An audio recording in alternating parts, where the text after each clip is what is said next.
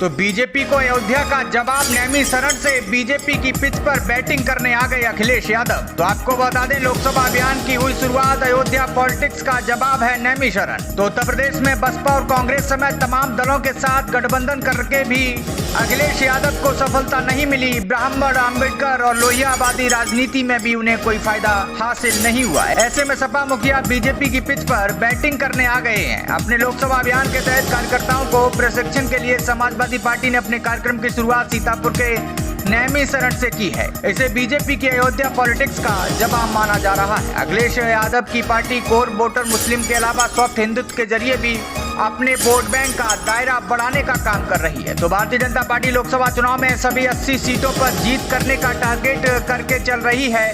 इसके लिए पार्टी के पास राम मंदिर जैसा अचूक हिंदुत्व का मुद्दा है। इसके मुकाबले में अखिलेश यादव की पार्टी नैमिषारण्य दांव लेकर आई है। आगामी 9 से 10 जून को वैदिक मंत्रों के साथ, हवन पूजन के साथ नैमिषारण्य से समाजवादी पार्टी अपना लोकसभा अभियान का शुरुआत करेगी। 2 दिन तक यहां कार्यकर्ता प्रशिक्षण शिविर भी चलेगा, जिसमें पार्टी के वर्कर्स चुनाव जीतने के दांव पेच सीख जाएंगे। इसके अलावा मतदाता सूची सत्यापन, वोटर्स को बूथ तक ले जाने जैसी व्यवस्थाओं का तरीका भी सिखाया जाएगा। अपने अभियान के आगाज के लिए समाजवादी पार्टी ने उस नैमिषारण्य को चुना है जहां 33 करोड़ देवी देवताओं का वास माना जाता है। ऋषियों की तपस्थली होने के कारण हिंदू मतावलंबियों के साथ ये धार्मिक स्थान रूप से काफी महत्वपूर्ण है। यहाँ पर अपना कार्यक्रम शुरू करने से पहले अखिलेश यादव समेत पार्टी के अन्य नेता वैदिक मंत्रों के साथ हवन पूजन करेंगे। इसके लिए 151 वेदियां बनाई जाएंगी। ललिता देवी मंदिर में पार्टी के नेता और कार्यकर्ता दर्शन पूजन करेंगे और जीत का आशीर्वाद लेंगे। बीजेपी जहां लोकसभा चुनाव में अयोध्या में राम मंदिर के नगाड़े के साथ उतरने वाली है, वहीं समाजवादी पार्टी ने भी इसका जवाब नैमिषारण्य के रूप में खोज लिया है। दरअसल बीते विधानसभा चुनाव में 80% मुसलमानों ने समाजवादी पार्टी को वोट दिया था, फिर भी समाजवादी पार्टी को जीत नहीं मिली। पार्टी को लगता है कि प्रदेश में बदले राजनीतिक माहौल में मुस्लिम और यादव वोटर्स के भरोसे नहीं जीता जा सकता। ऐसे में पार्टी की ओर से कई आयामों में ऐसे विमर्श तैयार किए जा रहे हैं जिससे उसकी पहुंच खास समुदाय वर्ग से बाहर निकलकर सभी वर्गों में है। तो आइए अब आपको सुनाते हैं कल अखिलेश यादव ने क्या कुछ कहा था।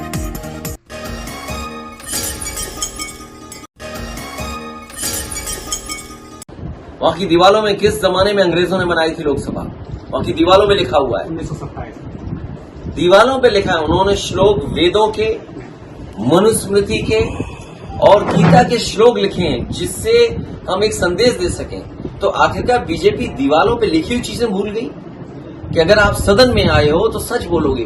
क्या ये विपक्ष के लोग अपमानित नहीं कर रहे हैं? हमारे एक एक नेता को आप झूठा भेज रहे हैं। अगर मान लीजिए उसे कोर्ट से न्याय मिल गया है तो डीएम एसपी दबाव बना रहे हैं उस पर, जज पर और गवाह पर दबाव बना रहे हैं। और कैसा लोकतंत्र जहां गवाह मर जाए, जिसपे आरोप हो, उसको टीवी कैमरे के सामने मार दिए जाते हो।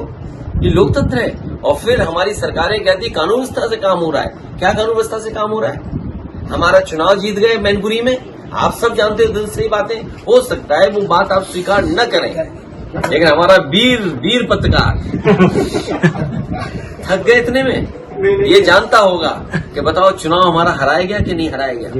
तो सोचिए आप, एक जगह नहीं है, कई घटनाएं बता सकते हैं, कई जगह बता सकते हैं जहां पर बीजेपी ने वोट छीना और समाजवादी पार्टी को हराने का काम किया। इसके भाई को खुद हरा दिया। इसके भाई कितने पढ़े लिखे होंगे, मेरी जानकारी नहीं है कि कितना पढ़े लिखे होंगे, इतिहास के बारे में कितना जानते होंगे।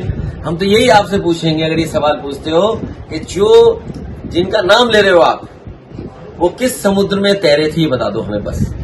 हम आपके हर सवाल करेंगे। अरे भाई, वो हमारी इंटरनल समस्या है, उसका समाधान कुछ कर दिया, कुछ हो जाएगा। ये समस्या ऐसी होती है, कई बार कोई बात हो गई तो उसमें माफी और आम सहमति बन के खत्म हो जाता है। भैया इसीलिए जैसे पार्टी के अंदर की बात है तो एक दूसरे